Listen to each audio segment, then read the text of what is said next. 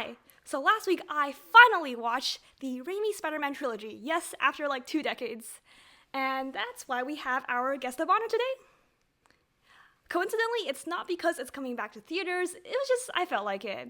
And it was good. It was really good. I thought it was really entertaining and lots of fun, and it had really good messages. But I was surprised by how much cheating there was.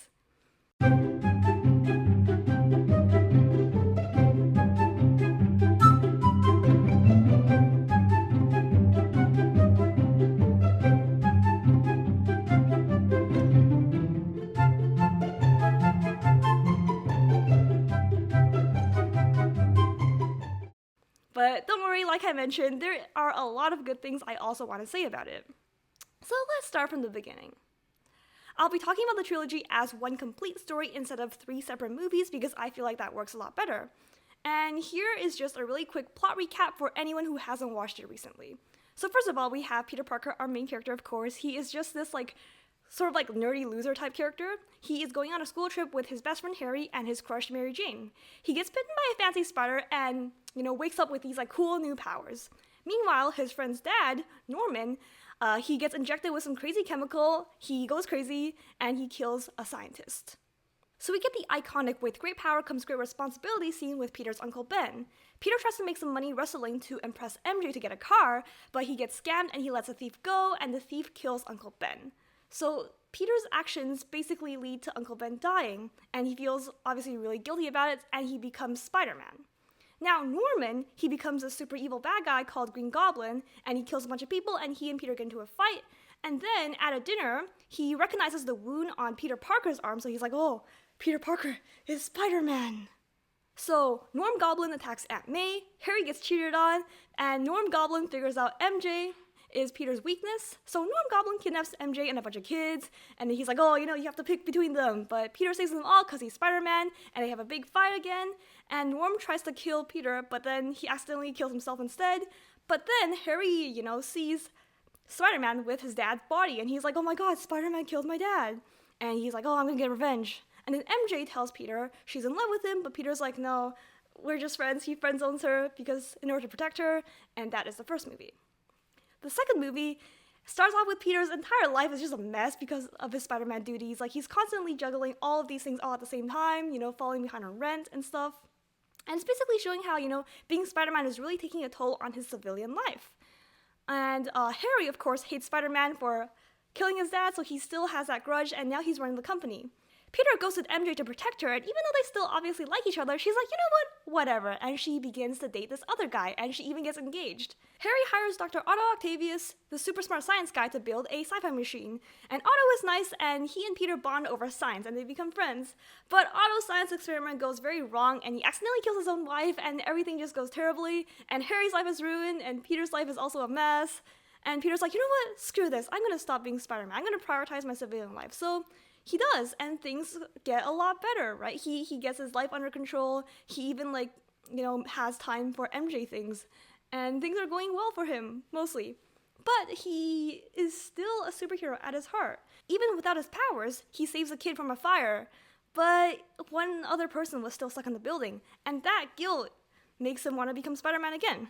Meanwhile, Doc Ock rebuilds his science experiment, but he needs fuel, and it's really expensive, so he's like, Harry, yo, give me the money. And Harry's like, sure, I'll give you everything. Just give me Spider-Man. Because remember, he still wants revenge. So Dr. Ock kidnaps MJ, and also he and Peter have a big fight. And this is the iconic subway scene. So Peter loses, even though he does stop the train, and it's really iconic and really cool scene. And he delivers Peter to Harry. And Harry unmasks Peter, and he's like, oh my god, it's my best friend. But then Peter uses Talk No Jutsu, and he's like, bro, Doc Ock has MJ. So Peter goes and rescues MJ, and he uses Talk No Jutsu on Doc Ock, and Doc Ock sacrifices himself to stop his side experiment thing from exploding. And now MJ knows, and they basically confess to each other, but he's like, I have to protect you. I have too many enemies. And on MJ's wedding day, she leaves her husband, her fiance, at the altar to go be with Peter. And that is the second movie. In the third movie, a creepy black alien goo crashes onto Earth and follows Peter home. Meanwhile, Harry's like, oh, it's revenge time. So he and Peter have a big fight, but then Harry smacks his head and he forgets everything, which is very convenient for Peter. And somewhere else, this guy called Flint Marco, who is an escaped convict, trying to help his sick daughter and get some money, he basically accidentally runs into another science experiment and he turns into this guy who can turn to sand called, Sandman. Get it? Later on, Spider-Man saves this girl called Gwen Stacy, and then they do this upside-down kiss in front of everyone, including MJ. So Stan and Spider-Man get into this big fight, and Peter learns that Marco is actually Uncle Ben's killer. And he, of course, is very, very mad. Meanwhile, when Peter is asleep, the little venom goo thing attaches to his suit. And then Peter, when he puts it on, he becomes kind of a mean person. And he fights Sandman and almost kills Sandman. Well, he thinks he killed Sandman, but he didn't actually kill Sandman. So the black venom goop thingy is influencing Peter more and more, and his bad attitude, MJ is just sick and tired of it, so she ends up kissing Harry instead, and Harry's memory comes back, and he forces MJ to dump Peter while he was trying to propose to her, and he tells Peter, hey, me and MJ, we're together now. So these two have a big fight, and Peter blows up half of Harry's face, because he, knocks the bomb back that Harry was trying to throw at Peter. But either way, Peter exposes one of his coworkers at work, and then the coworker gets fired while Peter gets promoted, and he takes Gwen to MJ's work. I think they're on a date, but it's just, he gets into a fight with some civilians, and he even hits MJ, and it's a whole mess. And then now he's like, oh my god, what am I doing? So he finally snaps out of it, and he rips the black goop thing off of him, but it attaches to his coworker who he got fired. His name is Eddie. And now Eddie, who is now Venom, teams up with Sandman, and they're both like, oh my god, we're gonna kill Spider-Man, we're gonna kill him so bad. And then they kidnap MJ and take her to this big tower, and she's dangling on a car and stuff, and they're like, oh, and then, Peter's like, oh my god, I can't fight two of them at the same time. So he asks Harry for help, and Harry's like, and then he gets talked on jutsu by his butler this time, and then now, Peter and Harry fight Sandman and Venom, and at the last second, Harry dies, but Venom also dies, and Sandman also dies, and Peter survives, and MJ survives, and happily ever after, I guess. So of course, this trilogy has massive influence, right? It's one of the cornerstones for the modern superhero genre, and it just completely paved the way for the MCU, and there's a lot to praise. I could praise it all day, right? The fight choreo is really, really tight, really creative. There's a lot of really interesting things they do with Peter's powers, and because he is a web slinger, right? Because it's in 3D, and that makes his fights really dynamic and really entertaining. For example, with the Doc Ock fights, right? Because Doc Ock is trying to throw stuff down at him, and he's trying to navigate and go around. And there's just so many really iconic scenes and so many iconic memes. I don't think I realized how many memes come from the Spider-Man trilogy. It's just great. I think I had a lot of fun. Super entertained by this movie. This trilogy of movies. And yeah, the cinematography is excellent. It's especially really impressive because Spider-Man has a lot of flying type scenes, right? They follow him with this web slinging, and it's just super cool. And the special effects also look really, really, really good. They really hold up, right? With the superhero movements and the sci-fi cool things. I think it all just looks really good. I think the one thing that kind of looks off to me are the burning building type scenes. The flames seem a bit too neon to me, but hey, I have never been inside of a burning building before, so hey, maybe it's really like that in real life. But yeah, just overall, the visuals look amazing, and there's just such attention to the little details that make things really believable, right?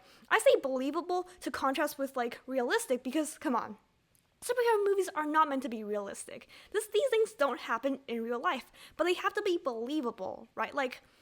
I have to believe that this guy can shoot webs from his hands, and they just really focus on little details that do make things believable, right? For example, with the scene of Peter, crawling up the wall for the first time, they zoom in on his fingertips, and you see the little spider hair hook things on his fingertips, and when he pulls himself up, right, it really looks like he is attaching himself with his fingertips, and his feet are pushing up because he can't grow these little hairs out of his shoes. And there's so much attention to detail, and I just think everything works really well, right? The plot is really tight, and the messages are really strong. There's a very strong sense of cohesion throughout the movie, and I think, it has a lot of soul to it, so to speak, right? I think, because it's such a focused and strong movie it really understands its identity, and it's not ashamed of itself at all, right? It's very proud of the fact that it's a Spider-Man movie. And I do think, when compared to modern type movies, I think, like, you can tell that the quality of this trilogy is, there's a reason why it's so popular. It's so iconic, right? With a very strong sense of identity, with a very strong core message and themes, I think it just works really, really well. And undoubtedly the best character of the trilogy, drumroll please, J. Jonah Jameson. He's so fun. Like, he's framed in a very antagonistic light, and he is undoubtedly an obstacle for Peter to overcome. But come on, I love this guy. Like, his voice is great, his attitude is great, his drip is great, his drip is immaculate, and like, come on, I strive to have that level of self-confidence. Like, I'm gonna tape a poster of him to my wall and be like, you know, whenever I have self-doubt, just think, J. Jonah Jameson. That is my goal. He's so entertaining. I love the guy, but huge fan. And what I'm not such a big fan of is, okay, listen. I don't know how controversial this opinion is, but I think Tobey Maguire is, as Spider-Man, he's pretty good. I think his action scenes are really good, and I think he's pretty good at the comedic moments too, like, you know, the iconic, like the Spider-Man block. Like, there are so many great scenes from him. But I do think, at least I found his acting a little bit wooden, especially in serious moments, right? Like, you could have like the most serious tense moment and his face is like pretty much expressionless, and like he just, also during romantic scenes too, like his face is like pretty expressionless. And okay, I get it, Peter is supposed to be a very awkward guy, right? Like Peter Parker the person, not Spider-Man. And that is like the contrast between, you know, his superhero side and him just being like this normal awkward nerdy guy, right? But I do feel like it's not super engaging, like from an audience perspective. And like in those super serious or like super romantic type scenes, like his voice is pretty monotone and like it's just kind of hard to get into. But I feel like overall, you know, he didn't drag the movie down. I think he was a pretty good Spider-Man. And yeah, so I would say he's like pretty serviceable. I don't think he was necessarily the, like, a bright part of the movie, so to speak. I think he was good, but I don't think he was great, if that makes sense. Like, for example, J. Jonah Jameson, I think he's definitely like a bright spot of the movie, right? Whenever I think of this trilogy now, I just like him, he is just so clear in my mind. Whereas Peter Parker is kind of just there, which again, I acknowledge is like kind of the point of his character, right? He is supposed to be like this normal guy who just happens to receive these amazing powers and he just chooses to use them responsibly. And like, okay, obviously he is like the moral heart of the series, right? Like the series is about him and his moral choices. But again, like I mentioned, I just didn't find him like super dynamic. And while I did find, especially the middle part of his conflict between, you know, balancing his superhero life and his civilian life, I found that conflict to be very compelling, which is, you know, kind of the heart of the whole thing, right? Like, with great power comes great responsibility. I just didn't find him to be super dynamic of a character. I would say the same thing about MJ. Like, okay, the actor, Kristen Dunst, like, she was really good in the Marie Antoinette movie. Like, I know she can act, okay? But, like, in this movie, I feel like, yes, she had goals, she had motivation, you know, she had her whole career and stuff like that.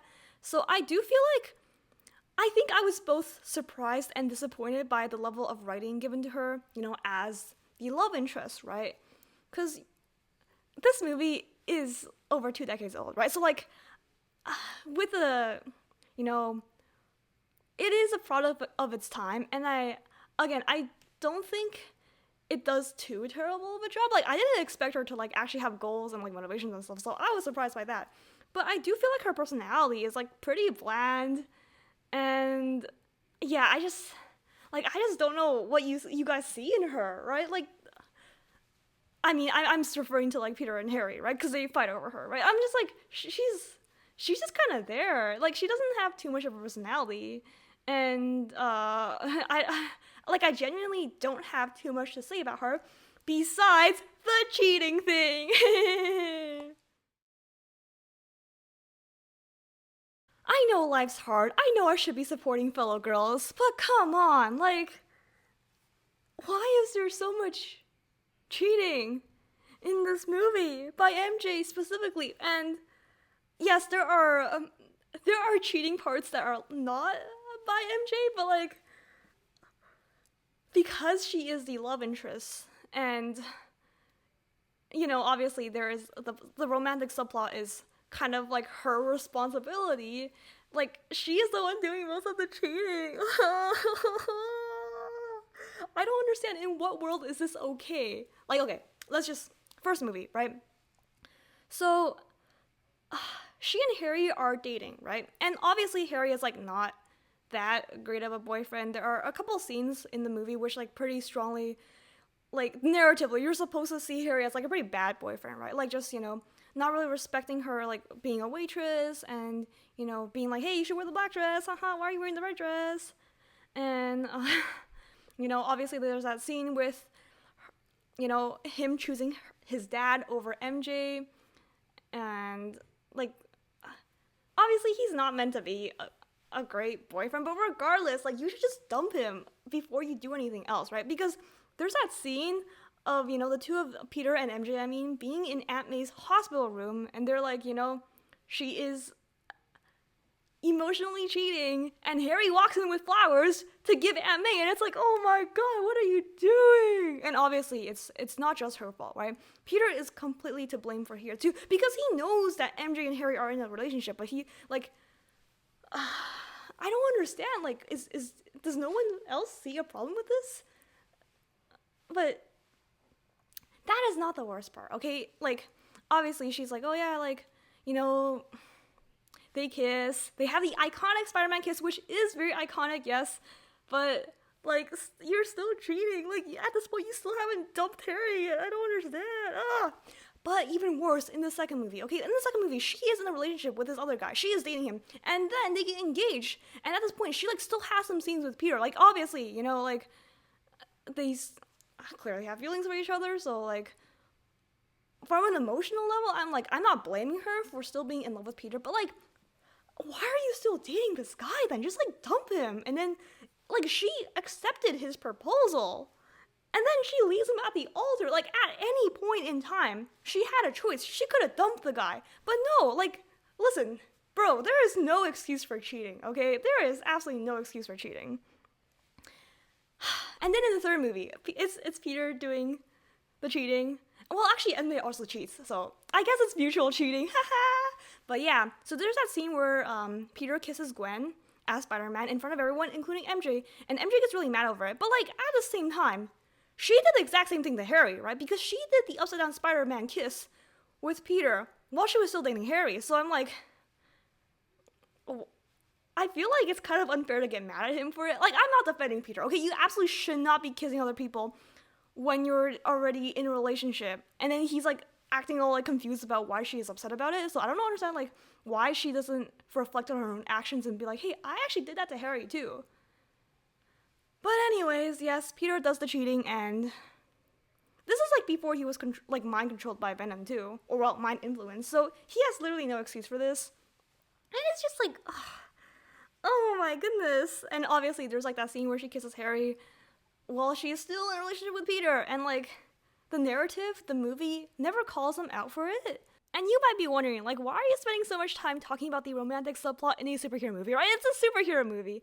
And you are right to question that, right? It is a superhero movie. But the point of the matter is the movie itself spends a lot of time on this romantic subplot, right? Like, I honestly feel like the superheroing of the superhero parts, like, the superhero parts are really good. Like, the action scenes, like I mentioned, are immaculate. Like, there is nothing I could criticize about the action scenes. I honestly think they're really, really good. And I feel like my expectation, or, like, my standard for fight scenes are pretty high, having grown up with kung fu movies. But yeah, I honestly think the superhero parts, especially in the moral conflict and the fight scenes again, right? The costuming, the powers, it's just really, really good. The movie really excels at being a superhero movie. But the romantic subplot that takes up a lot of runtime in the movie is kind of mediocre. And that's kind of a shame because, runtime is really precious. And I feel like if they just made a couple of changes, they could have kept, like, the romantic or, like, the interpersonal drama, right, with Peter Parker's personal life, and still, had a really, really strong movie that was strong on all fronts. And obviously, right, like, maybe the frustration I feel is intentional. Like, maybe they do want to say, hey, like, Peter is just a teenager or, like, a college student. And I know I've done a lot of stupid things as a teenager, I still probably continue to do stupid things as a college student, right? Like, So it's less of like a judgment point I'm making of him. Like, it is pretty realistic, to be honest, right? Like, for someone of his age. But at the same time, I feel like we should treat these, it's obviously, you should be realistic, you should be believable. Like, obviously, you should try to aim to be realistic and believable. But at the same time, again, right, runtime is really precious. Runtime, the realist, like, obviously, you should, like, of course, you should aim to be believable and realistic, but runtime is really precious. Like, do you really want to waste your runtime on stuff like this? That for me, I just wasn't really engaged with it. I just thought the romantic subplot was definitely the weakest part of the movie for me. So, like, is it so terrible it ruins the movie? No, I just thought it was pretty frustrating. And I think the runtime could have been used or, like, better serve the narrative in different ways, right? Like, of course, you can still keep it in. Just maybe not have them cheat so much, or, like, acknowledge, or at least, like, acknowledge the consequences of cheating. Like, I think it's kind of, or, like, maybe use our runtime to better develop MJ as a character more. Like, show us why Peter likes MJ. We literally start off the trilogy with him already having a crush on her, and that's fine. But, like, can you please show us, like, some of her charming points? Like, this is gonna sound really mean, but I genuinely don't understand why Peter is in love with MJ, like, or vice versa, right? Like, they don't demonstrate anything. Of course, like, Spider-Man did save MJ a bunch of times, so, like, I feel like it's kind of understandable that way, but, like, I don't know, maybe my expectation for romance is just really high, and I just wasn't bought by the romance at all. I thought it was the weakest part of the movie. Oh, there's also definitely a bit of sexualization going on, which I'm also not a massive fan of. There's like that scene in the rain where she almost gets raped, and you can see her nips, and like, I don't want to see that. Like, I don't want to see that. Okay, and I just think the writing of the female characters in this trilogy, I mean, it's just like kind of mid. Like Aunt May, who has like no personality besides like mourning Uncle Ben, like, and like conveniently getting kidnapped. Like, you're telling me conveniently Doc Ock just like happened to like kidnap Aunt May like at that right time. And then MJ, of course, is like, she gets kidnapped by like every villain ever. And also, there's like that scene with like Gwen, where like she also gets, conveniently placed in a damsel in distress situation. And like, I don't know why, like they always have to scream so damn loud. Like, I'm just like complaining about this to my brother. Like, why do they always have to scream so much? I understand, okay, in a real situation, if you were to like grab me and throw me in the air, I would definitely scream too. But I think this is not a real life situation. This is a movie, so I think you could do to make your women slightly less annoying, if that makes sense, please. Also, haha, your local chink would never pass up an opportunity to talk about chink issues. So, a cursory internet search tells me there wasn't really any noise about MJ in particular wearing the Cheongsam slash Chipa, but I am old enough to remember the "my culture is not your prom dress" controversy. It's like ancient history by internet terms. And I think revisiting it now would be worthwhile now that, I'm older and my prefrontal cortex is like slightly more developed, so stay tuned. But yes, this did jump scare me, and I was reminded of the fact that this was a thing when I was a kid. All this to say, I am a Harry apologist, okay? It's not just because Harry is hot. James Franco, the actor, is very hot. Oh.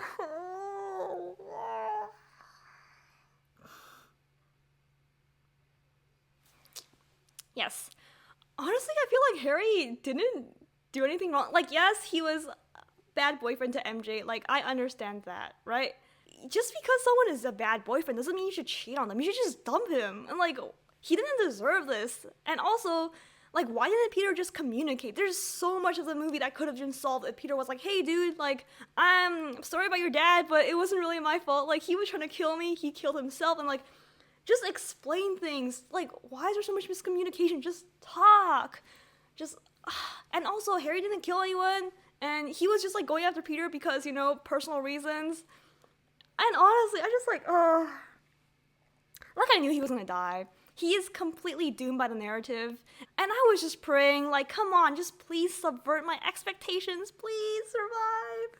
But no, I could smell it from miles and miles away. He is so doomed by the narrative, and he did die, and I did feel sad. And yeah, also, I did feel like his character had at least more substance to it than, a lot of the other characters.